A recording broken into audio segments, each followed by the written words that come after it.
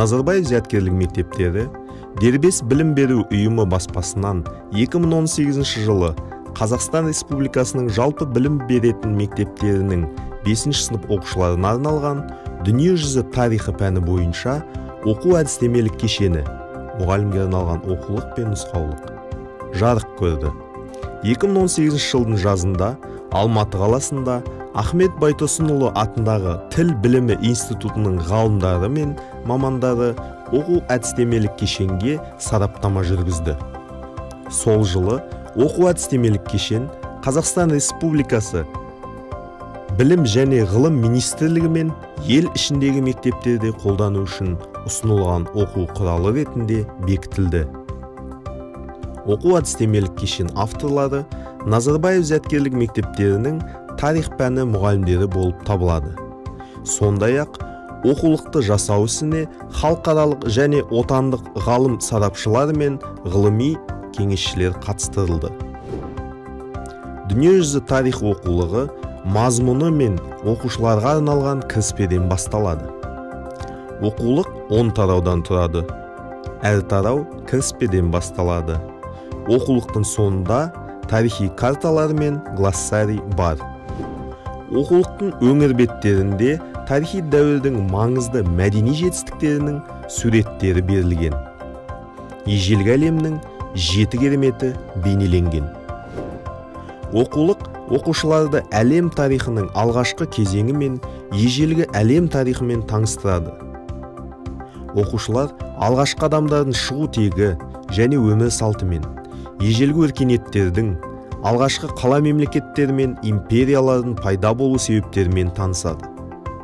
Оқушылар ежелгі философтармен, техникалық және ғылыми жетістіктермен, ежелгі кескіндеме және сәулет туындыларымен, батыс пен шығыстың ежелгі өркениеттерінің әлеуметтік және саяси құрылымының ерекшеліктерімен танысады. Оқулықта 10 тарау бар. Бірінші тарау терімшілер аңшылардан бастап егіншілер мен мал өсірушілерге дейін. Екінші тарау өзен алқаптары өркениеттері. Үшінші ежелгі Египет. Төртінші қос дөңгелекті арбалар және империялар. Бесінші ежелгі Үндістан, буддизмнің гүлденуі мен индуизмнің салтанат құруы. Алтыншы ежелгі Қытай. Жетінші ежелгі Грекия. Сегізінші ежелгі Грекия мәдениеті. Тоғызыншы Рим империясының гүлденуі. Оныншы дәуірлер тоғысындағы Рим.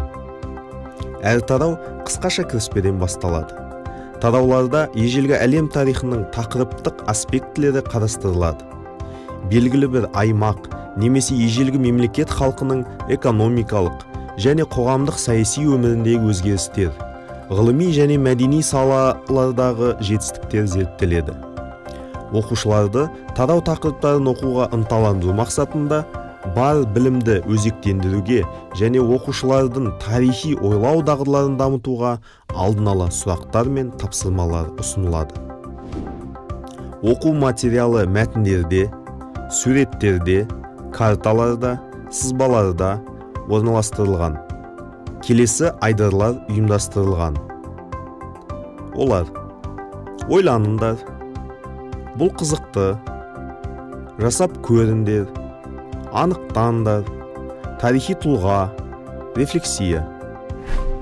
Оқулықтың әр қосбеті бұл мақсаттар, сабақтың түйінді сөздері, негізгі мәтін мен тапсырмаларды қамтитын жеке сабақ. Оқулықтың қосбеті бұл екіргелес бет. Осы оқу әдістемелік кешендегі барлық қосбеттер бірдей құрылымға ие. Оқулықтың қосбетінің жоғарғы жағында тақырып атауы бар. Әр тақырып бойынша оқу мақсаттары оқушы тұрғысынан анықталады. Түйінді сөздер айдарында зерттелетін тақырып бойынша жаңа ұғымдар мен терминдер бар. Тақырып бойынша негізгі ақпаратты қамтитын оқу ақпараты шағын мәтіндерде ұсынылған.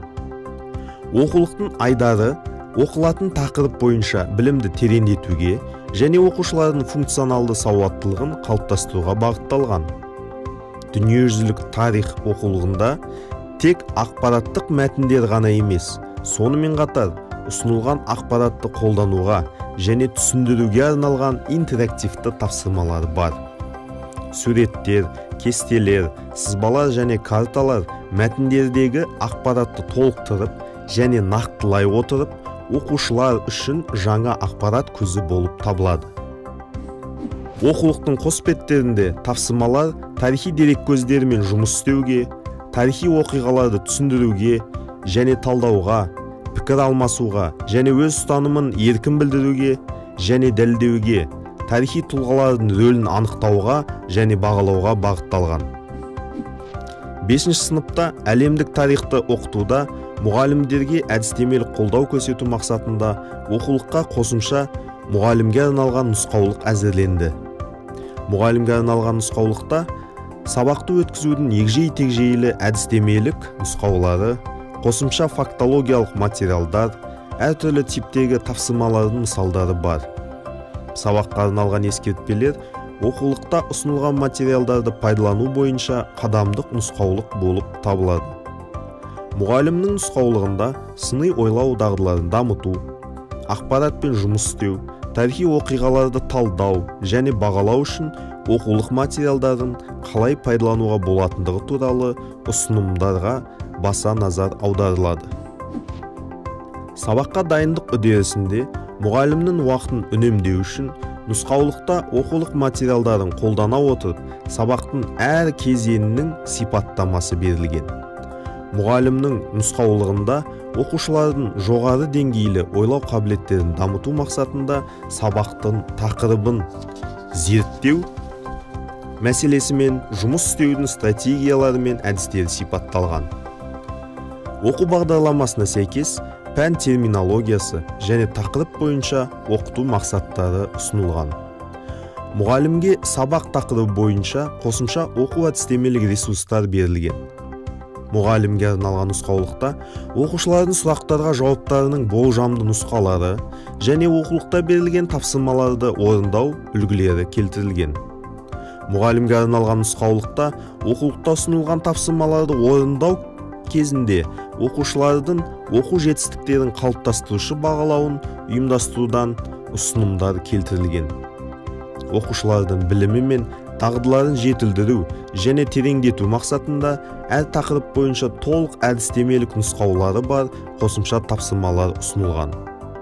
Мұғалімге арналған оқулық пен нұсқаулық мұғалімге оқу сабақтарын дайындау мен өткізуді жеңілдететін қосымша құрамдастар болып табылады. Осылайша 5 сыныпқа арналған дүниежүзі тарихы пәні бойынша оқу әдістемелік кешеннің мұғалімге арналған оқулық пен нұсқаулық жалпы ерекшеліктеріне келесілер жатады. Оқушылардың оқу ақпаратын өз бетінше түсіну және өңдеу әдістері мен стратегияларын қолдану арқылы тарихи ойлау дағдыларын қалыптастыруға баса назар аударылады. Оқу материалдарын негізгі мәтін, әртүрлі айдарлар, сондай-ақ тәуелсіз ақпараттық жүктемесі бар суреттер мен карталар түрінде ұсыну әдістері оқушылардың жас және психологиялық ерекшеліктерін ескеруге негізделген. Сұрақтар мен тапсырмалар оқушылардың зияткерлік және шығармашылық белсенділігін дамытуға, метакогнитивті дағдыларды қалыптастыруға бағытталған. Оқушыларға ақпаратты өз бетінше игеруге және дәлелді қорытынды жасауға, сыни ойлау дағдыларын дамытуға мүмкіндік береді. Оқу әдістемелік кешен авторлары оқулық қарастырылып отырған тарихи дәуір туралы түпкілікті ақпарат көзі емес деген тұжырымға келді. Оқулықта түсінуге болатын және жас-жасөспірімдерге қызығушылық тудыратын ең маңызды тарихи оқиғалар туралы ақпарат қамтылған.